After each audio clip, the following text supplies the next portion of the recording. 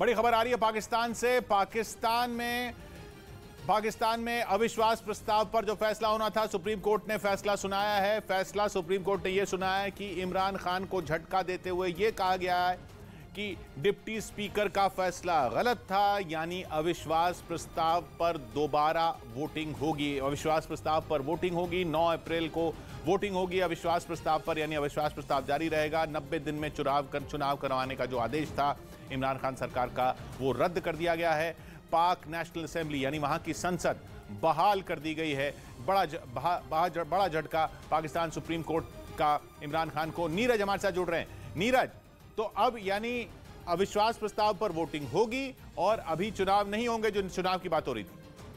बिल्कुल नहीं किशोर, national assembly के अंदर अब यह तय होगा कि किसके पक्ष में वोट है, बहुमत किसके पक्ष में। इमरान खान को बहुत बड़ा झटका आपने थोड़ी देर पहले बताया, और सुप्रीम कोर्ट की 5 जजों की बेंच ने एकमत राय से यह फैसला लिया है कि 9 अप्रैल को अविश्वास प्रस्ताव पे वोटिंग होगी, और डिप्टी स्पीकर का जो फैसला था जिसमें अविश्वास प्रस्ताव को खारिज कर दिया गया था, उस अविश्वास प्रस्ताव को बहाल किया गया है, यानी जो फैसला था उसे अवैध करार दिया है सुप्रीम कोर्ट ने। और यह तय किया है कि 9 अप्रैल को नेशनल असेंबली में वोटिंग होगी, और जिस पार्टी को भी बहुमत होगी या जिस गठबंधन को बहुमत होगा वो 9 अप्रैल को तय होगा। आपने किशोर खुद ही पहले कई बुलेटिन में इसका जिक्र किया है कि इमरान खान के पास बहुमत नहीं है, उनके सहयोगी दल भी अब उनके साथ नहीं है, और कई सांसद तो बागी हो गए हैं। तो विपक्ष की तरफ पलड़ा भारी है। लेकिन आज के फैसले से, जो पिछले कई दिनों से कवायद चल रही थी, उससे एक बात तो साफ हो गई है कि इमरान खान को झटका लगा है। अब उन्हें अविश्वास प्रस्ताव में अपना बहुमत साबित करना होगा, जो कि बहुत मुश्किल होगा।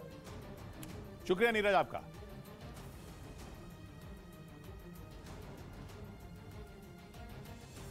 तो लौटते हैं हम यूक्रेन की खबरों पर। लेकिन जैसे जैसे दिन बीते हथियारों की जरूरत बढ़ती गई। कहा जा रहा है कि ब्रिटेन ने इसीलिए यूक्रेन को ज्यादा ताकतवर हथियार देने की हिमायत की। ज़ेलेंस्की ने भी पश्चिमी देशों से ऐसी ही अपील की थी और दलील दी थी कि पुतिन की सेना यूक्रेन के पूर्वी हिस्से को उससे अलग करने की चाल चल रही।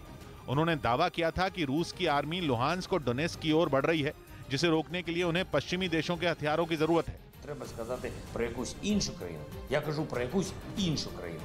Якщо це війна, то я називаю її війною. बुचा नरसंहार के बाद यूक्रेन ने बार बार ये कहा कि रूस की सेना वहां के दूसरे शहरों में भी मौत का वैसा ही खेल खेलना चाहती है। ज़ेलेंस्की के लुहांस्क और डोनेत्स्क से जुड़े बयान को इसी से जोड़कर देखा जा रहा है और कहा जा रहा है कि उन्हें डर है कि कहीं वहां भी लोगों का वही हाल ना हो।